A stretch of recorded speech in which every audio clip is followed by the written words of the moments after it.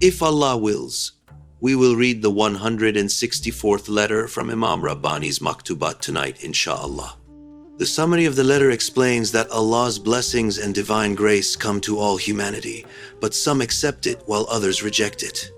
The Imam begins by advising us to pray for Allah, to keep us all on the path of Islam. There are many paths, but the true path is only the path of Allah and His Messenger. Therefore, we should pray for our friends. May Allah not divert you from the path of Islam. Allah's grace, blessings, and favors come to everyone without distinction. At every moment, both the Muslim and the disbeliever receive a share of these blessings. Even if the disbeliever increases in his disbelief, Allah does not cut off the blessings. However, these blessings are a test.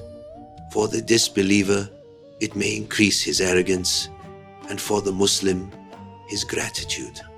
The one who forgets the bestower and falls into arrogance neglects prayer and charity. The real difference lies in accepting or rejecting the blessing, which is a person's own choice. In the same gathering or sermon, one person, with full focus, receives divine grace, while the other, being distracted, is deprived of that grace. Allah offers grace to everyone equally. The issue is whether the servant is capable and respectful enough to receive it. The door of repentance is open until the last breath. Repenting in congregation is highly virtuous. Just like prayer in congregation, the acceptance of one person's repentance in a group can be a means for the acceptance of everyone's repentance. Unfortunately, many consider themselves sinless and have forgotten repentance. Yet, every breath spent in heedlessness of Allah is itself a sin.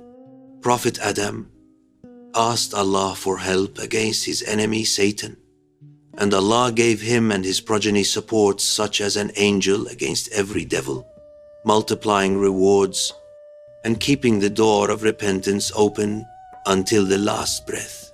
If a prophet fears the power of his enemy and seeks refuge in Allah, we, ordinary servants, must avoid arrogance. Allah's mercy is so vast that even at the final moment, a sincere repentance can erase all sins. However, the one who is deprived, who closes his heart to grace, who shows enmity to Allah's friends in his religion, unknowingly makes Allah his enemy. Allah considers an enemy to his friends as an enemy to himself. The Imam says that grace comes in abundance, but some people close their umbrellas and reject this blessing. Man is a flawed being and is always in need of repentance. We even begin prayer with repentance. Arrogance is his servant's greatest enemy. The deeds we perform are not even a fraction compared to Allah's blessings. Allah never wrongs his servants. Calamities that befall a person are mostly due to their own actions. This world is temporary. The hereafter is eternal. The wise one is he who prepares for the eternal life.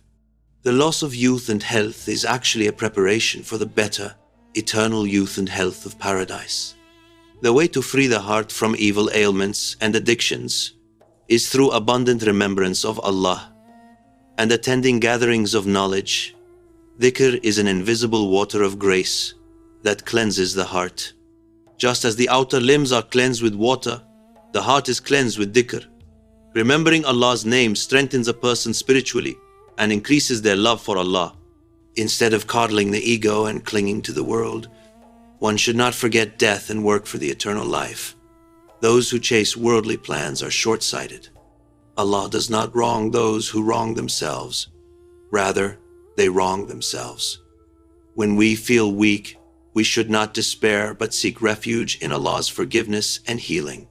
Seeking benefit from the blessed belongings of righteous servants can be a means out of respect for them, and as in the example of Prophet Yusuf's sallallahu alaihi wasallam.